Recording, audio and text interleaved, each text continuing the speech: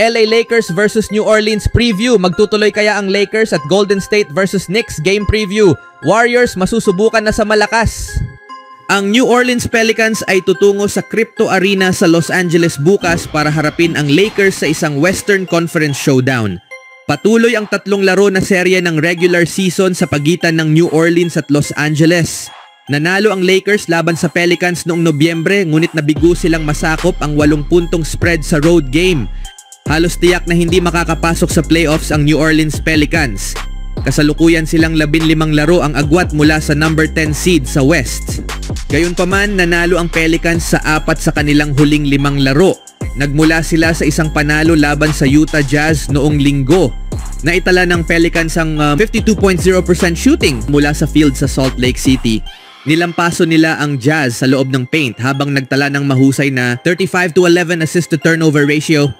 Pinangunahan ni Kelly Olynyk ang opensa na may 26 na puntos at 9 na rebounds. Samantalang si CJ McCollum ay may 25 puntos at 8 assists at nag-ambag si Zion Williamson ng 24 na puntos at 9 na assists. Nawala si DeJounte Murray sa Pelicans noong Enero kaya naman nakasalalay ng husto ang kanilang opensa kay CJ McCollum. Nag-a-average si McCollum ng 21.9 points at 3.9 assists per game habang si Zion Williamson ay may 24.3 points, 7.4 rebounds and 5.2 assists per game. Samantala, nanalo ang Los Angeles Lakers sa 12 sa kanilang huling 14 na laro. May record silang 6-0 straight up and 5-1 against the spread sa kanilang huling 6 na laban anuman ang lokasyon. At kahapon lang ay nanalo sila laban sa Los Angeles Clippers. Hindi nahirapan ng Lakers kontra Clippers, nag-lead sila ng hanggang 21 puntos.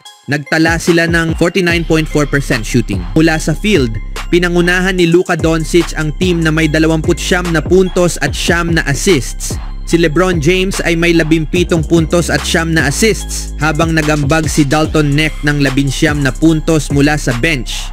Umakyat ang Lakers sa pangalawang pwesto sa Western Conference. Nag-a-average si Doncic ng 22.0 points, 8.3 rebounds and 6.8 assists sa uniforme ng Lakers. Sa kanilang huling 14 na laro, pinapayagan lamang ng Lakers ang 106.4 points per 100 possessions. Kahit manipis sila sa posisyon ng sentro, kahanga-hanga pa rin ang kanilang depensa mula nang ipadala si Anthony Davis sa Dallas. Maganda ang kombinasyon ni Luka Doncic at LeBron James at inaasahan kong magiging mahirap ito para sa depensa ng Pelicans. Bagamat magdudulot ng problema si Zion Williamson sa Lakers, hindi ito magiging sapat. Ang Pelicans ay isa sa pinakamahihinang depensibong team sa liga, kaya naman dapat kayang-kaya ng Lakers na makapuntos. Pang-29 ang New Orleans sa buong liga sa opposing 2-point percentage at pang-30 sa triples allowed per game. Sa huling balita, ang NBA season ay nagpapatuloy at may laban tayo sa pagitan ng Golden State Warriors at New York Knicks bukas. Dala ng Golden State ang kanilang kamakailang tagumpay patungo sa Madison Square Garden upang harapin ang New York Knicks. Si Stephen Curry ay kamakailan lamang nagpakitang gilas sa isa sa kanyang pinakamagagandang laro ngayong season, nagtala ng 56 na punto laban sa Orlando. Pangungunahan niya ang high-powered offense ng Warriors laban sa matibay na depensa ng Knicks. Ang New York sa pangunguna ng 31-point performance ni Jalen Brunson at ang consistent double-double threat ni Karl Anthony Towns ay may isa sa nangungunang 5 opensa sa liga. Susubukin ng 3-point shooting ng Warriors ang depensa ng Knicks sa perimeter. Dahil parehong nasa magandang forma ang dalawang team, asahan ang isang kapanapanabik at mataas na pusta laban sa Garden. Ang Golden State Warriors ay may magandang pagkakataong makuha ang panalo laban sa New York Knicks, dala ang kanilang momentum. Ang kasalukuyang forma ni Stephen Curry na binigyang diin ng kanyang kamakailang 56 na punto na laro ay magiging isang pangunahing salik sa pagsira sa depensa ng Knicks. Ang bagong lineup ng Warriors na binubuo ni Curry, Podziemski, Moody, Butler at Green ay nagpakita ng matinding puwersa na may plus 14 na net rating. Ang kanilang elite turnover creation at kakayahang makakuha ng fouls ay maaaring maglantad sa kahinaan ng Knicks, particular sa depensa sa 3-point line, kung saan sila ang pinakamasama sa liga.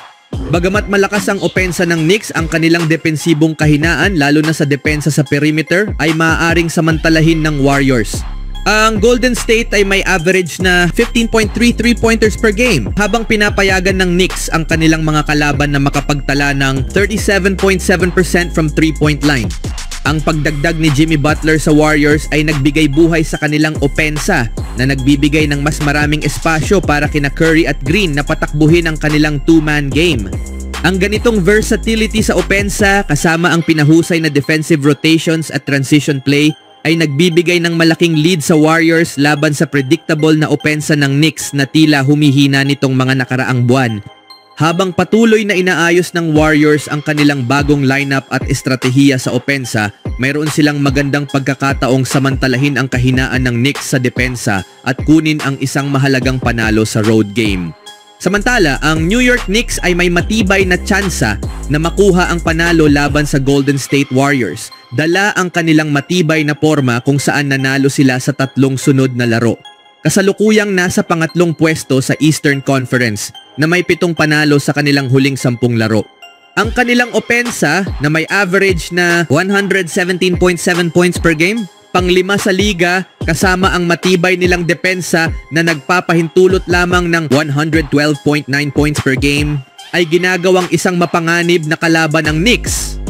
Si Jalen Brunson ay nag-a-average ng 26.1 points and 7.4 assists per game, habang si Karl Anthony Towns ay nagbibigay ng matibay na presensya sa loob na may 13.5 rebounds per game. Ang kombinasyon ng kanilang inside-out game ay maaaring mahirapang pigilan ng Warriors. Sa kabilang banda, kahit maganda ang ipinapakita ng Warriors kamakailan, naging hindi matatag ang kanilang laro ngayong season. Ang kanilang offensive rating ay bumagsak sa ika-21 sa liga at may 8 laro silang hindi umabot sa 100 puntos. Habang promising ang bagong lineup ng Warriors, patuloy pa rin itong hinuhubog at maaaring ma-expose ng well-established rotation ng Knicks.